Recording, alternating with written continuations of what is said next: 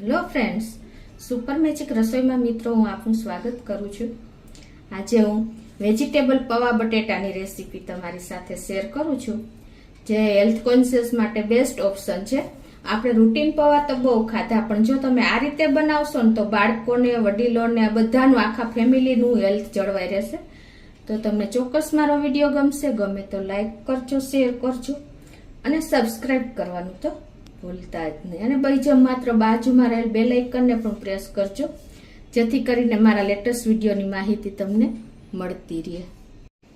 તો એના માટે મેં જો અત્યારે ઇન્ગ્રેડિયન્ટમાં 2 કપ જેવા પૌવા લીધા છે અને એને 3 થી 4 પાણી હાથ ફેરવીને અને સરસ વોશ કરી લીધા છે. અને આ રીતે કાણાવાળા વાસણમાં નાખીને જો પાણી પણ નીતરી ગયું છે બધું, એટલે આ રીતે આપણે એને એકદમ ચાયણીમાં રાખશું ને એટલે આ રીતે છૂટા એકદમ સરસ થઈ જાય છે. અને વેજીટેબલમાં મિત્રો આપણે એક મીડિયમ સાઇઝનું બટેટું મેં લીધું છે, એના નાના પીસ કરી લીધા છે. અડધું ગાજર લીધું છે, કેપ્સિકમ છે, ટમેટું છે. કેપ્સિકમ પણ મેં 2 પીસ લીધા છે મોટા. અને રૂટીન આપણે લીલા મરચા 2 લીધા છે. 2 થી 3 નાના સાઇઝના કાંદાના મેં નાના પીસ કરી લીધા છે. આદુ છે, ધાણા ભાજી છે, 2 લીંબુનો રસ છે. અને ખજૂર આંબલીનું કે ગોળ આંબલીનું તમે કંઈ પણ પાણી કરી શકો છો. અને ઝીણી સેવ છે, ખાંડ છે. રૂટીન મસાલામાં આપણે જીરું લેશું, હિંગ લેશું, હળદર લેશું અને લાલ મરચું લેશું. મીઠું છે, તેલ છે. તો બનાવવાનું ચાલુ કરીએ. આ રીતે જો આપણે અગાઉ બધી પ્રિપરેશન હશે ને તો પૌવા બટેટા બનાવવામાં કોઈ ટાઈમ નથી લાગતો અને એકદમ સરસ આપણે છૂટા એવા પૌવા બનશે. તો આ બાજુ આપણે ગેસ ઓન કરી અને કોઈ પણ એક પેન કે લોયું કાંઈ પણ તમે લઈ શકો છો. એમાં 2 થી 3 ટેબલ સ્પૂન જેવું અત્યારે હું તેલ મૂકું છું અને તેલને ગરમ થવા દેશું. અને આપણે 1 કપ જેવી ધાણા ભાજી લીધી છે. ધાણા ભાજી પણ આમાં ટેસ્ટ બહુ સરસ લાગે છે. તો હવે અત્યારે આપણે એને એકદમ તેલ ગરમ થાય છે ને ત્યાં ઝીણી ઝીણી સમારી લેશું આ રીતે. તો આ રીતે આપણે જો ધાણા ભાજી એકદમ બારીક એવી સમારી લીધી છે. કૂણી દાંડલી હોય ને તો મિત્રો દાંડલીનો ફૂલ ઉપયોગ કરી લેવાનો. હવે આ બાજુ આપણું તેલ પણ ગરમ થઈ ગયું છે, તો હવે એમાં મસાલા કરી લઈશું. તો આપણું તેલ પણ ગરમ થઈ ગયું છે. તો હવે એમાં આપણે 1 તમાલપત્ર, 2 તજના નાના ટુકડા અને 2 થી 3 લવિંગ નાખી દેશું ખડા મસાલામાં. અને 1 ટીસ્પૂન જેવું આખું જીરું નાખી દેશું. અડધી ટીસ્પૂન જેવી રાઈ નાખી દેશું અને પિંચ જેટલી આપણે હિંગ નાખી દેશું. અને હવે આમાં આપણે જે આ એક મીડિયમ સાઇઝના બટેટાના નાના પીસ કર્યા છે એ નાખી દેશું. અને અડધું એવું આપણે ગાજરના પીસ કર્યા છે નાના એવા, એ નાખી દેશું. અને આને આપણે આ રીતે તેલમાં સોતે કરી લેશું, એટલે કે કૂક કરી લેશું. ગેસની ફ્લેમ સ્લો ટુ મીડિયમ રાખી છે. આ રીતે આપણે ઢાંકીને 1 થી 2 મિનિટ થશે ને ત્યાં સરસ બટેટા અને ગાજર કૂક થઈ જશે. તો 2 થી 3 મિનિટ થઈ ગઈ છે અને જુઓ આપણે ગાજર અને બટેટા એકદમ સરસ તેલમાં કૂક થઈ ગયા છે. આ રીતે આપણે કરશું ને તો ટાઈમ પણ નહીં લાગે અને એકદમ સરસ છૂટા બનશે. જુઓ તમને ખ્યાલ આવી જતો હશે.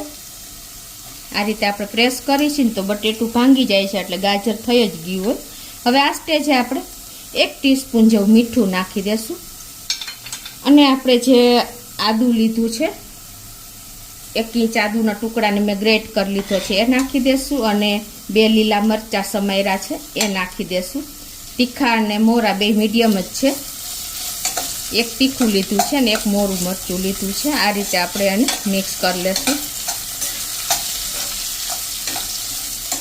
અને હવે આપણે જે કાંદા લીધા છે ને 2 થી 3 એકદમ બારીક સમારેલા, એ પણ નાખી દેશું. થોડા એવા આપણે ઉપરથી સ્પ્રિંકલ કરવા રાખશું.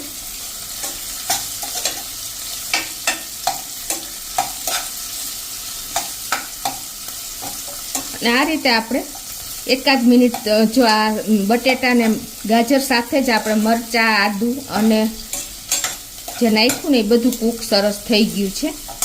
તો હવે આ સ્ટેજે આપણે આ ટમેટું 1 મીડિયમ સાઇઝનું લીધું છે ને એ નાખી દેશું.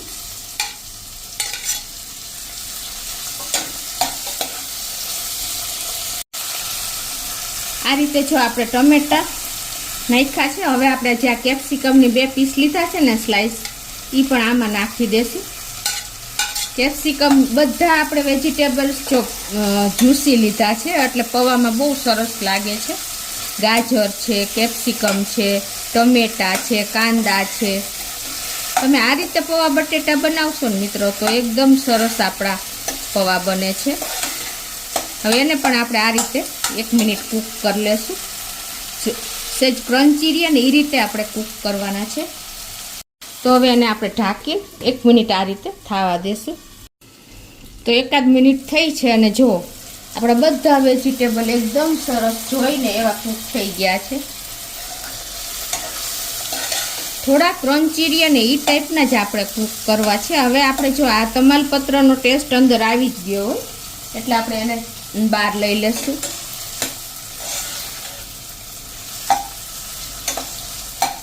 અને હવે આમાં આપણે મસાલા કરી લેશું. તો એના માટે આપણે 1 ટીસ્પૂન જેવી હળદર નાખી દેશું અને એને સરસ આપણે મિક્સ કરી લેશું. પૌવા બટેટાનો કલર સેજ એલાસ ઉપર હોય ને તો સરસ લાગે છે એટલે આપણે આ સ્ટેજે જ હળદર નાખશું. તો આ રીતે જુઓ આપણે હળદર નાખ્યા પછી પણ સેજ 1 મિનિટ રાખ્યું હતું એટલે હળદરની કચાશ દૂર થઈ જાય. અને હવે આપણે જે આ પૌવા લીધા છે ને 2 કપ એને મેં ધોઈને અને પછી એમાં મીઠું સેજ મિક્સ કરી લીધું હતું એટલે શું થાય કે આપણા પૌવા એકદમ બ્લેન્ડ ન લાગે એટલે એકદમ સરસ ટેસ્ટ આવશે. હવે એના જો આવી રીતે મેં છૂટા કરી નાખ્યા છે, ધોઈ જારીમાં નીતરી ગયા ને પછી આ રીતે આપણે હાથેથી જ છૂટા કરી નાખવાના. અને હવે એને આપણે આમાં નાખી દેશું. એકદમ જો સરસ છૂટા પૌવા છે આપણા. આ રીતે તમે જારીમાં રાખશો ને તો તમારા પૌવા ક્યારેય લોચો નહીં વળે.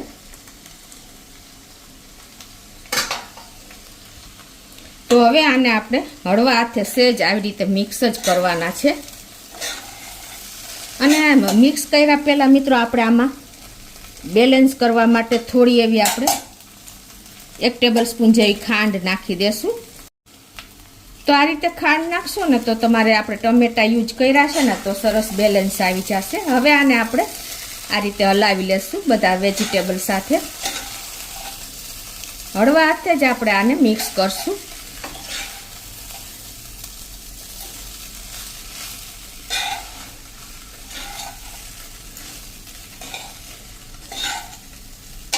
જો મિત્રો આપણે એક ખાસ ધ્યાન રાખવાનું છે કે આપણે જે વેસલ લઈને કાંઈ પણ વાસણ એ જાડા તળિયાવાળું લેવાનું એટલે તમારે ક્યારેય પૌવા નીચે ચોટશે નહીં અને એકદમ સરસ કૂક થઈ જશે અને છૂટો પૌવો બનશે. જુઓ તમે છે ને મિત્રો અત્યારે તમે એકદમ એક દાણો છૂટો દેખાય છે. ફૂલ વેજીટેબલ છે તો પણ કેમ કે નાની નાની બાબત તમે ધ્યાન રાખશો ને તો તમારા પૌવા એકદમ સરસ છૂટા જ બનશે. જુઓ મિત્રો છે ને આ રીતે મિક્સ કર્યા પછી હવે આપણે જો 1/4 ટીસ્પૂન આપણે કાશ્મીરી લાલ મરચું નાખી દેશું. અને તમારે રૂટીન નાખવું હોય તો પણ ચાલે પણ તીખાસ પ્રમાણે તમારે આ પ્રોસીજર કરવાની છે. અને 1/2 ટીસ્પૂન જેવું આપણે ધાણા જીરું પણ નાખી દેશું. અને હવે આ સ્ટેજે આપણે મેં અત્યારે 2 લીંબુનો રસ લીધો છે. તમે તમારા ખટાશ પ્રમાણે વધઘટ કરી શકો છો. એ નાખી દેશું લાસ્ટમાં.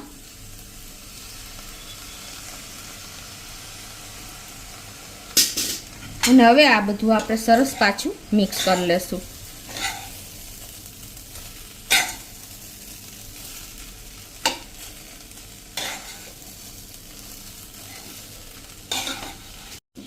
તો હવે આપણા પૌવા જો એકદમ રેડી છે. જો તમને ખ્યાલ આવી જતો હશે કેટલા છૂટા બન્યા છે. હેલ્ધી અને બધા વેજીટેબલ સાથે આપણે કૂક કર્યા છે. કોઈ ટાઈમ પણ નથી લાગ્યો. 5 મિનિટમાં તમારી પ્રિપેરેશન હશે ને તો તમારા પૌવા તૈયાર થઈ જશે. તો હવે લાસ્ટમાં આપણે થોડી એવી ધાણા ભાજી પણ નાખી દેશું.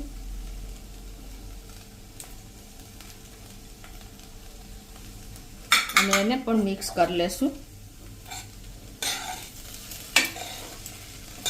આ પૌવા તમે બાળકોને ટિફિનમાં છે, સાંજે ડિનરમાં પણ તમે આપી શકો છો 5-6 વાગે. નાસ્તામાં. તો આપણા પૌવા એકદમ રેડી છે. તો હવે આપણે ગેસ બંધ કરી દેશું. તો મિત્રો જો હવે ગેસ તો બંધ કરી દીધો છે. હવે આને આપણે સર્વ પણ કરી લેશું. જો તમને કન્સિસ્ટન્સી પણ પૌવાની બતાવી દઉં છે ને મિત્રો, એકદમ છૂટા છૂટા અને વેજીટેબલથી ભરપૂર એવા.